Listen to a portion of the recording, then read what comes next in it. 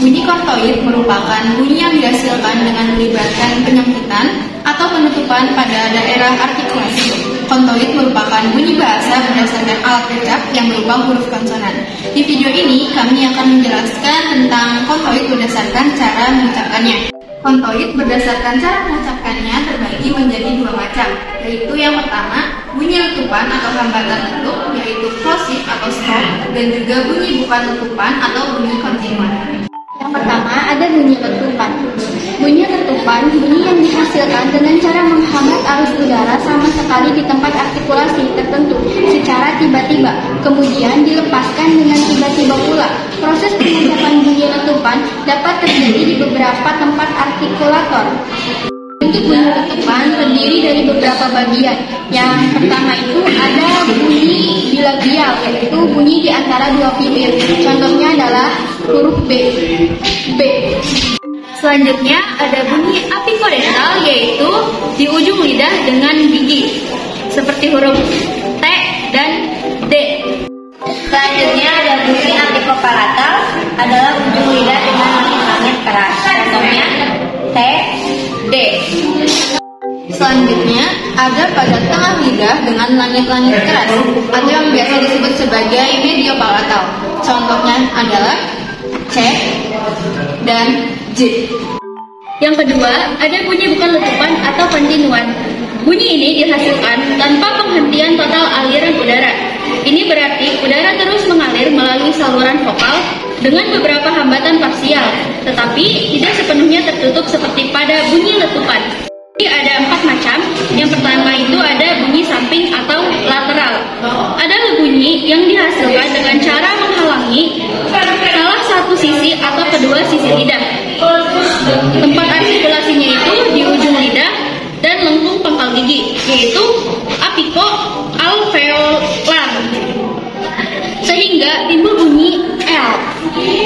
Sebagian diantaranya adalah ujung lidah dan gigi atas atau apikodental.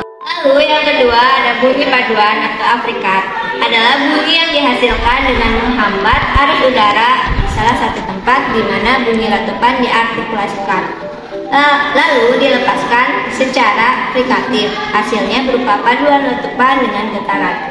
Tempat artikulasinya tengah lidah dengan langit-langit keras media palatal.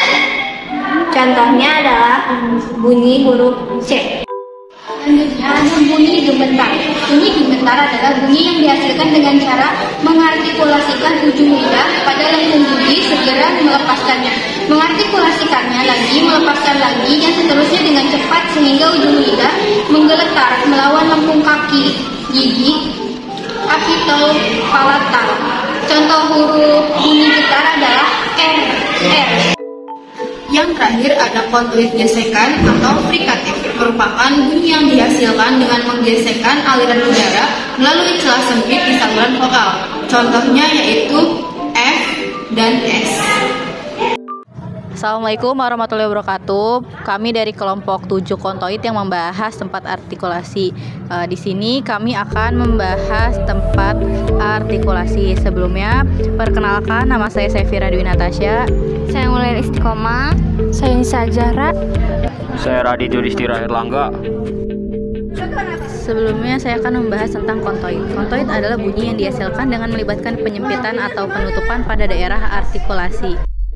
Selanjutnya pengertian tempat artikulasi. Dadah, semangat guys.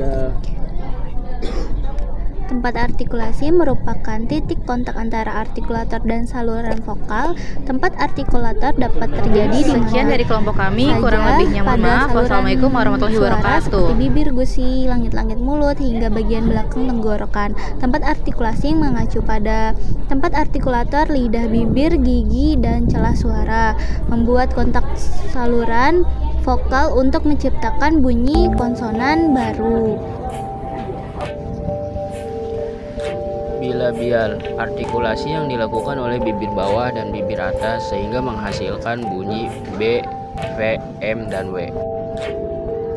Apikodental ialah artikulasi yang dilakukan oleh ujung lidah dan gigi atas. Contohnya bunyi yang dihasilkan ialah T dan D. Sekian dari kelompok kontoid berdasarkan bergetar atau tidaknya pita suara. Sini ada anggota kelompok 8. Ada Sofiani Kasana, saya Nurul Nabila Legi, Nur Sultona, dan Siti Kamila. Kontoid adalah salah satu jenis konsonan yang diproduksi dengan cara menghambat aliran udara di dalam rongga mulut. Salah satu aspek penting dalam pembentukan kontoid adalah getaran pita suara. Getaran pita suara ini akan menentukan apakah sebuah kontoid tergolong bersuara atau tidak bersuara. Faktor-faktor yang mempengaruhi getaran pita suara pada kontoid.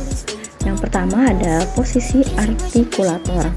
Posisi lidah, bibir, dan bagian-bagian lain dari rongga mulut yang terlibat dalam produksi bunyi akan mempengaruhi aliran udara dan getaran pita suara. Yang kedua ada tekanan udara. Besarnya tekanan udara yang dikeluarkan dari paru-paru juga mempengaruhi getaran pita suara. Yang ketiga, tingkat tension. Ketegangan otot-otot pita suara akan menentukan frekuensi getaran. Selanjutnya ada 2 contoh kontoid. Yang pertama ada kontoid bersuara. Pita suara bergetar saat udara melewati celah glotis, yaitu celah antara kedua pita suara. Getaran ini menghasilkan bunyi yang terdengar lebih lembut atau bergema. Selanjutnya, contoh kontoid bersuara dalam bahasa Indonesia. Huruf-hurufnya diantaranya B, D, G, Z, V, M, dan eng. Ada 4 contoh. Huruf B, buku, bawah, bangku.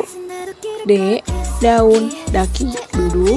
G, gula, garis, buru. Dan Z, zebra, zaman, dan zona. Kontoid tidak bersuara. Pita suara tidak bergetar saat udara melewati celah glotis, sehingga bunyi yang dihasilkan terdengar lebih keras atau lebih tajam. Selanjutnya ada contoh kontoid tidak bersuara dalam bahasa Indonesia. Ada P, T, K, S, dan F. Berikut adalah contoh kosakatanya. P, padi, pintu, pasar. T, tali, tutup, dan tangan. K, kuda, kayu, dan kecil. S, sapu, susu, dan sepatu. F, foto, fakta, dan fajar. Berikutnya ada kesimpulan. Getaran pita suara merupakan salah satu faktor penting dalam pembentukan kontoid. Perbedaan antara kontoid bersuara dan tidak bersuara memiliki implikasi yang luas dalam fonologi, seperti pembentukan minimal pair, proses asimilasi, dan distribusi fonem.